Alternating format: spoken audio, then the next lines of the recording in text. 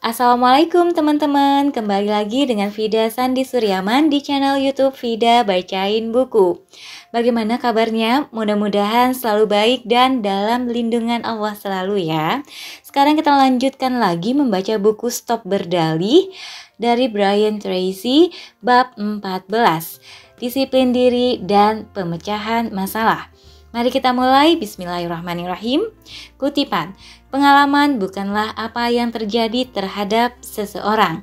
Pengalaman adalah apa yang seseorang lakukan dengan apa yang terjadi kepadanya. Aldous Huxley. Pemikiran adalah sebab dan keadaan adalah akibat.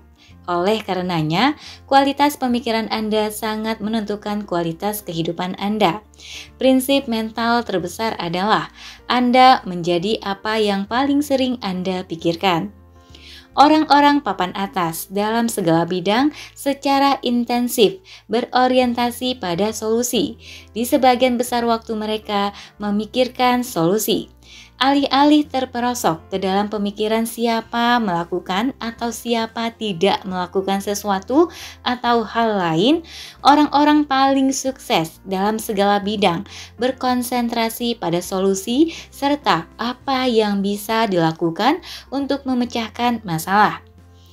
Filsuf Sufi Izrahad Khan suatu ketika mengatakan, kehidupan adalah aliran masalah yang berkelanjutan, seperti gelombang di lautan, tidak pernah berhenti. Ini berarti kemampuan Anda mempraktikkan disiplin diri, penguasaan diri, dan pengendalian diri ketika dihadapkan dengan aliran masalah, kesulitan, kemunduran, serta kegagalan sementara yang tidak pernah berakhir, yang akan Anda alami sangatlah penting bagi kesuksesan Anda dalam kehidupan dan bisnis. Krisis yang tak terelakkan dan tak terhindarkan. Di sepanjang kehidupan, Anda akan menghadapi aliran masalah fisik, finansial, keluarga, bisnis, dan politis. Satu-satunya jeda dalam rantai masalah tanpa akhir ini adalah krisis yang muncul kadang-kadang. Jika menjalani kehidupan normal, Anda kemungkinan akan mengalami krisis setiap 2 atau 3 bulan. Dan dalam krisis inilah Anda benar-benar menunjukkan kualitas kepribadian serta kekuatan karakter Anda. Hanya ketika berhadapan dengan keadaan berlawanan dan kemunduranlah Anda menunjukkan kepada dunia terbuat dari apa Anda sebenarnya. Semua dalam kehidupan adalah ujian. Satu-satunya pertanyaan untuk Anda adalah, apakah Anda lulus ataukah gagal? Berdasarkan kodratnya, krisis muncul tanpa pemberitahuan. Anda tidak mendapatkan peringatan atau kemampuan untuk mengantisipasinya sebelumnya. Jika bisa, itu tidak akan menjadi krisis, jelas, atau Anda sudah akan bersiap. Ketika krisis yang tak terelakkan berlangsung, disiplin diri sangat dibutuhkan, lebih dibandingkan saat lain, sehingga Anda bisa tetap tenang dan berpikiran jernih untuk menangani krisis tersebut secara efektif. Berkinerjalah dengan paling baik. Ketika sesuatu tidak berjalan semestinya, kecenderungan alami sebagian orang adalah menjadi marah dan melihat sekeliling mencari orang untuk disalahkan. Tapi ini hanya membuang-buang energi. Tindakan ini tidak menyelesaikan apapun. Alih-alih Anda harus mendisiplinkan diri untuk tetap tenang, objektif, dan tidak emosional. Ketika menghadapi masalah atau krisis tak terduga, disiplinkan diri untuk tetap tenang, berfokus pada solusi, bukan pada masalah. Berpikirlah dalam kerangka apa yang bisa dilakukan sekarang. Bukannya memikirkan bagaimana hal itu bisa terjadi dan siapa yang harus disalahkan. Seperti pada sebuah kecelakaan yang mengakibatkan seseorang terluka, Anda berfokus merawat orang yang terluka itu. menghentikan pendarahannya, dan meminimalkan kerusakan sebelum memulai menganalisis apa dan bagaimana kecelakaan itu bisa terjadi. Praktikkan disiplin diri ketika menghadapi masalah atau krisis dengan segera mengatakan saya bertanggung jawab. Bahkan meski pada saat itu Anda hanya bertanggung jawab mengendalikan respons Anda. Jaga kejernihan pikiran Anda. Orang-orang papan atas telah mengembangkan kemampuan merespons krisis secara efektif, tetap tenang, rileks, dan berpikiran jernih. Mereka mendisiplinkan diri untuk tetap tenang dan tidak emosional. Hal ini memungkinkan mereka berpikir dengan lebih jernih, menganalisis situasi secara objektif, dan membuat keputusan yang lebih baik. Namun, ketika Anda menjadi marah dan kesal, neokorteks Anda atau bagian otak yang berpikir berhenti bekerja. Oleh karenanya, satu-satunya yang tersisa adalah paleokorteks, otak emosional, yang berpikir dalam kerangka berkelahi atau lari. Ketika otak emosional Anda berkuasa, Anda berpikir dalam kerangka hitam dan putih, ya atau tidak, atau melakukan sesuatu atau tidak melakukan apa-apa. Anda kehilangan kemampuan berpikir tentang wilayah abu-abu serta melihat semua cara berbeda yang mungkin diambil untuk menghadapi situasi tersebut. Orang-orang papan atas menyadari bahwa setiap masalah merupakan kesempatan untuk menumbuhkan kendali diri dan rasa percaya diri pribadi. Bahkan Anda akan semakin berkembang dalam kehidupan sesuai tingginya masalah yang Anda mampu selesaikan. Batu pijakan menuju kesuksesan. Halaman 173. Beberapa tahun lalu, Dr. Lawrence Peter menulis sebuah buku berjudul The Peter Principle. Buku ini sangat menghibur dengan bahasan utama yang begitu dekat dengan keseharian. Ia menulis bahwa dalam setiap organisasi, orang terus dipromosikan hingga mereka mencapai suatu tingkatan tempat mereka tidak lagi kompeten untuk menyelesaikan masalah dalam tingkatan tersebut. Disinilah mereka berhenti dan tinggal di sepanjang sisa karir mereka. Lebih jauh, Dr. Peter menunjukkan bahwa karena alasan ini setiap organisasi pada akhirnya diisi orang-orang yang telah mencapai tingkat inkompetensi mereka. Hal ini terutama benar dalam pemerintahan, dan itulah alasan utama pemerintah selalu tidak efisien dalam waktu dan biaya.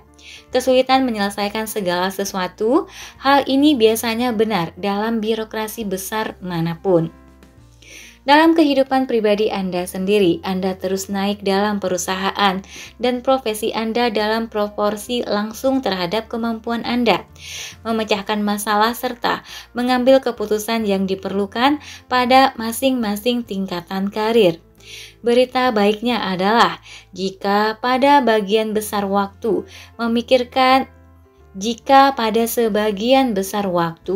memikirkan solusi, Anda melatih otak Anda untuk secara intensif berorientasi pada solusi. Tidak peduli masalah atau kesulitan apapun yang muncul di sekitar Anda, otak Anda akan terus-menerus mencari cara kreatif untuk memecahkan masalah. Akibatnya, Anda benar-benar menjadi lebih cerdas dan lebih cepat, dengan lebih banyak bagian otak untuk berpikir secara lebih cepat tersedia bagi Anda. Jika ingin mempelajari olahraga fisik, Anda mulai dengan mempelajari gerakan-gerakan dasar dan selanjutnya gerakan-gerakan yang lebih canggih. Anda mempraktikkan kepiawaian ini berulang-ulang hingga bisa melakukan semua gerakan itu secara mudah dan alami setiap kali. Untuk menguasai disiplin pemecahan masalah, Anda perlu mengembangkan formula atau metode yang memungkinkan Anda secara efektif menangani hampir setiap masalah yang Anda hadapi dalam karir serta kehidupan pribadi Anda. Untungnya, ada satu formula yang sudah terbukti keampuhannya bagi pemecahan masalah dan mengambil keputusan yang bisa Anda gunakan dalam hampir situasi apapun. Mari kita lihat. Metode 9 langkah untuk memecahkan masalah secara efektif. Langkah 1. Luangkan waktu untuk menyatakan masalah secara jelas. Dalam dunia pengobatan, orang mengatakan bahwa diagnosis akurat merupakan setengah pengobatan. Oleh karenanya, Anda perlu bertanya, apa masalah sesungguhnya? Benar-benar mengherankan bagaimana beberapa orang bisa merasa kesal dengan suatu masalah dalam sebuah organisasi. Tapi masing-masing dari mereka memiliki pendapat atau definisi berbeda tentang apa tepatnya masalah yang sedang mereka hadapi. Tugas Anda adalah mendapatkan kejelasan dan membuat semua orang sepakat tentang definisi masalah sebelum mulai berusaha memecahkannya. Langkah 2. Tanyakan, apakah ini benar-benar masalah? Ingat, ada sejumlah hal yang Anda tidak bisa berbuat apa-apa tentangnya. Hal-hal itu bukanlah masalah, tapi semata fakta kehidupan. Jika tingkat suku bunga naik atau pasar hipotek subprime jatuh, ini bukan masalah. Itu bukanlah sesuatu yang terbuka terhadap solusi. Sebaliknya, itu adalah sesuatu yang kita harus hadapi dan lakukan sesuatu tentangnya. Selain itu, seringkali apa yang tampak sebagai masalah atau kemunduran sebenarnya adalah kesempatan terselubung. Kadang, masalah itu sama sekali tidak perlu dipecahkan. Sebaliknya, sekarang Anda bebas melakukan sesuatu yang benar-benar berbeda, yang bahkan mungkin lebih baik bagi Anda dan organisasi Anda. Langkah 3. Tanyakan, apalagi yang menjadi masalah. Berhati-hatilah terhadap masalah apapun yang hanya memiliki satu definisi. Semakin banyak cara Anda mendefinisikan suatu masalah, semakin besar kecenderungan Anda untuk menemukan solusi terbaik. Ketika bekerja dengan perusahaan dengan penjualan di bawah level yang dikehendaki, kami memaksa mereka mengajukan 21 pertanyaan yang kesemuanya merupakan cara berbeda untuk menyatakan ulang permasalahan. Tiap pernyataan ulang atas masalah itu, jika diterima sebagai definisi yang benar, membawa pada solusi yang berbeda dan kerap kali pada arah yang sepenuhnya berbeda bagi organisasi. Sebagai contoh, kami akan bertanya, apa masalahnya? Dan jawaban pertamanya adalah penjualan terlalu rendah. Pertanyaan selanjutnya, apalagi yang menjadi masalah? Jawaban, penjualan pesaing terlalu tinggi. Perhatikan perbedaannya. Jika yang menjadi permasalahan adalah penjualan Anda terlalu rendah, solusinya bisa jadi adalah meningkatkan iklan dan promosi serta memperkuat kegiatan penjualan Anda. Jika definisinya adalah penjualan pesaing Anda terlalu tinggi, jawabannya bisa jadi adalah meningkatkan produk, mengubah lini produk, menurunkan harga produk, atau sekalian beralih ke bisnis yang benar-benar berbeda. Dengan mengajukan dan menjawab serangkaian pertanyaan seperti ini, kita pada akhirnya akan menemukan definisi yang benar, definisi yang terbuka bagi solusi yang bisa dilakukan. Langkah 4. Tanyakan bagaimana masalah ini bisa terjadi. Berusahalah memahami berbagai penyebab masalah, sehingga Anda bisa memastikan hal itu tidak akan terjadi lagi dalam kehidupan atau bisnis Anda. Jika suatu masalah berulang kali terjadi, itu adalah pertanda bisnis Anda dikelola secara payah atau sama sekali tanpa penguasaan dalam wilayah tersebut. Ada satu kesalahan yang dibangun ke dalam sistem Anda yang menyebabkan masalah yang sama terus terjadi lagi. Tugas Anda adalah mencari tahu mengapa hal itu berulang kali terjadi sehingga Anda bisa memecahkan masalah pada akarnya. Langkah 5. Tanyakan apa saja solusi yang memungkinkan. Semakin banyak solusi yang bisa Anda kembangkan, semakin besar kemungkinan Anda muncul dengan solusi yang tepat. Kualitas solusi kelihatannya memiliki proporsi langsung dengan kuantitas solusi yang dipertimbangkan dalam pemecahan masalah. Waspadalah terhadap masalah yang hanya mempunyai satu solusi. Langkah 6. Tanyakan apa solusi terbaik untuk saat ini. Kadang, solusi apa saja lebih baik ketimbang tidak ada solusi. Solusi yang biasa-biasa namun dilaksanakan dengan penuh semangat kerap lebih baik daripada solusi luar biasa yang tidak bisa diimplementasikan karena kerumitannya atau karena tidak seorang pun berkemampuan melaksanakannya. Aturannya adalah 80% dari semua masalah harus segera dihadapi. Hanya 20% masalah bisa ditunda belakangan. Jika Anda harus menunda menghadapi masalah, tentukan tenggat spesifik untuk mengambil keputusan atas masalah tersebut. Lalu buat keputusan pada tenggat tersebut dengan informasi apapun yang Anda miliki saat itu. Ada satu aturan yang mengatakan bahwa setiap masalah besar pada suatu ketika adalah masalah kecil yang pada saat itu sebenarnya bisa diatasi dengan mudah dan dengan biaya murah. Kadang, strategi terbaik adalah memangkas masalah ketika baru muncul, saat sudah jelas bahwa ada satu masalah dan satu solusi.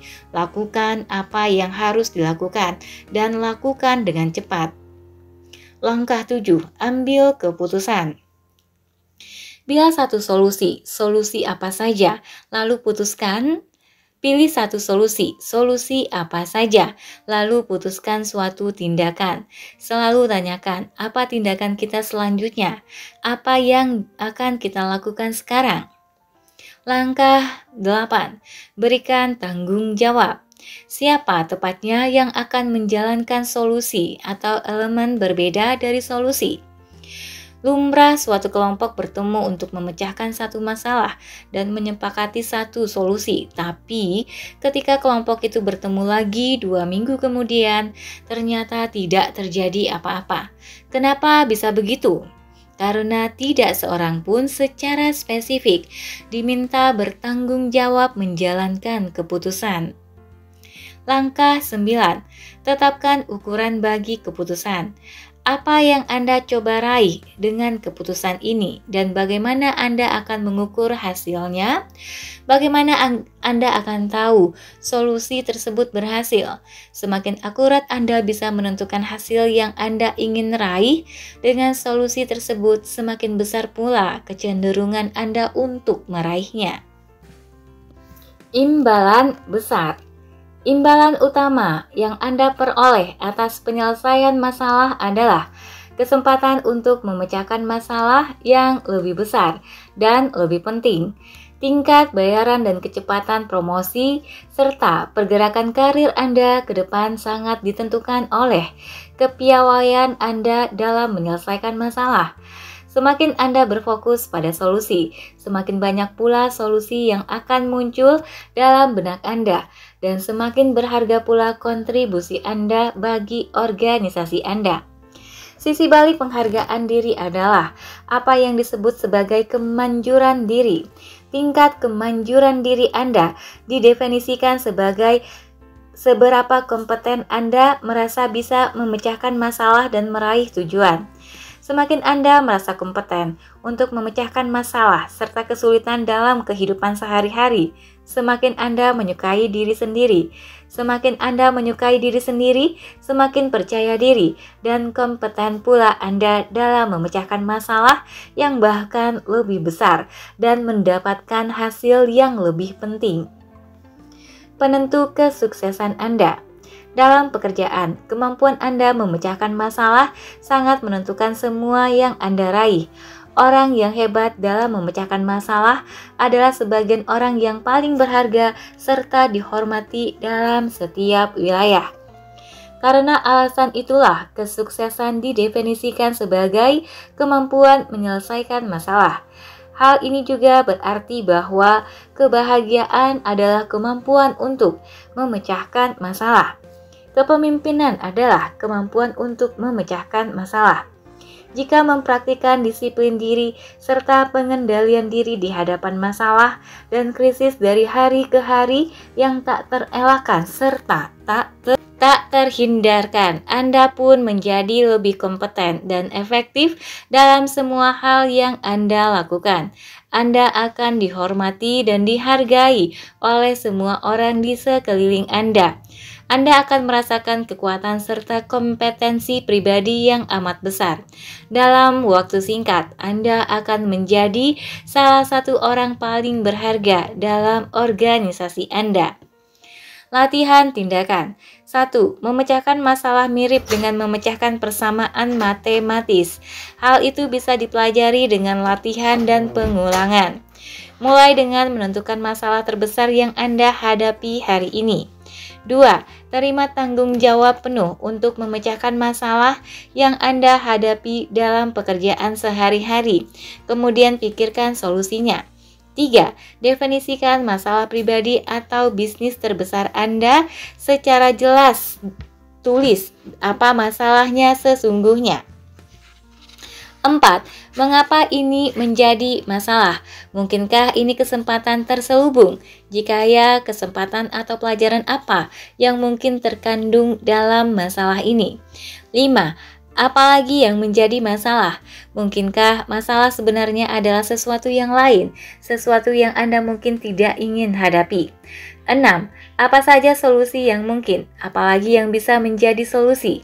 7. Pilih solusi terbaik yang tersedia bagi Anda sekarang juga, lalu ambil tindakan segera.